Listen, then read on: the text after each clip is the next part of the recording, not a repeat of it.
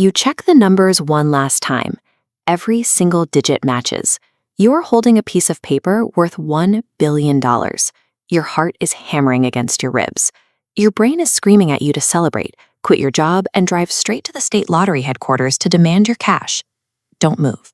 Right now, that unsigned ticket makes you an incredibly vulnerable target. Whoever physically holds that paper can claim the money. The second you step out that door, you expose yourself to physical theft, predatory lenders, and a highly aggressive tax agency. And the people handing out the money aren't on your side either. The Lottery Commission wants you standing right here. They want a massive public spectacle, your face on the evening news while you hold a giant check, because your sudden fame is their best marketing tool to sell more tickets.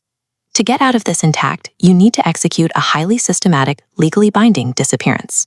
And that requires hiring a specialized attorney who knows exactly how to make a billionaire vanish. Surviving a windfall of this scale requires you to freeze every natural impulse you have. You aren't celebrating yet. You are managing a high-stakes, highly volatile liability.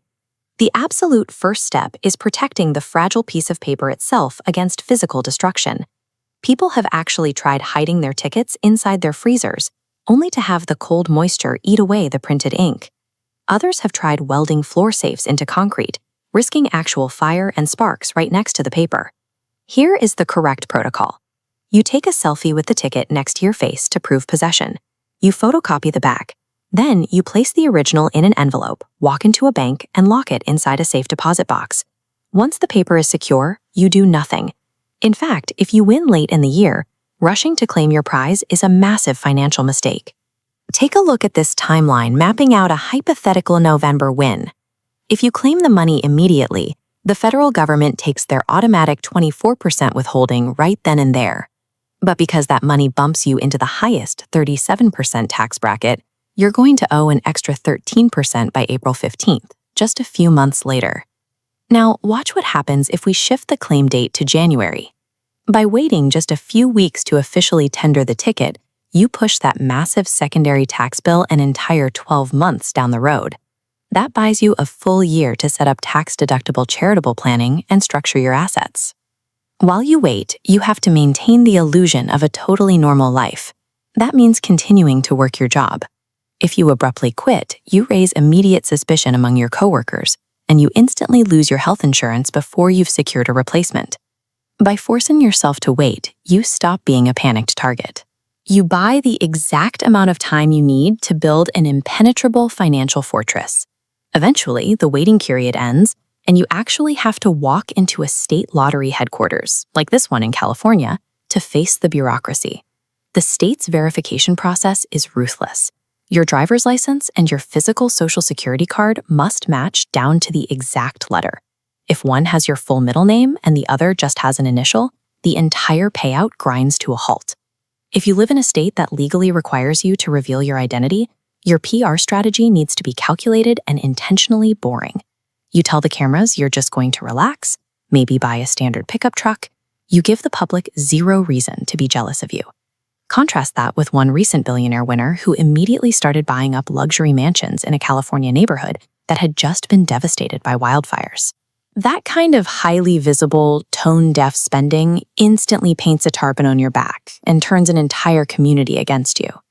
Instead, you fabricate a quiet exit. You tell your neighbors you received a modest inheritance from an obscure uncle. You keep your current house on the books and slowly transition out, spending just a few months away at a time. When you do buy a new home, you never put your own name on the deed. You use a financial vehicle called a land trust to purchase the property out of state, completely shielding your identity from public property records. You don't vanish in a puff of smoke. You disappear by hiding in plain sight, boring the public with your words while wrapping your real assets in layers of impenetrable legal cloaking. Pop culture loves to tell us that lottery winners are doomed to misery and bankruptcy. But the reality for the people who actually follow this playbook is vastly different. Academic studies and specialized lottery attorneys confirm that winners who plan heavily and remain largely anonymous go on to live happier, healthier, and significantly longer lives than the general public.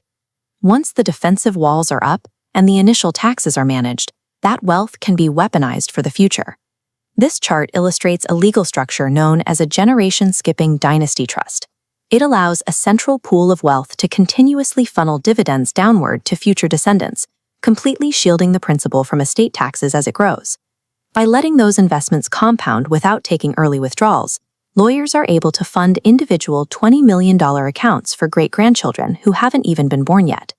Winning the lottery doesn't have to end in a tragic spectacle.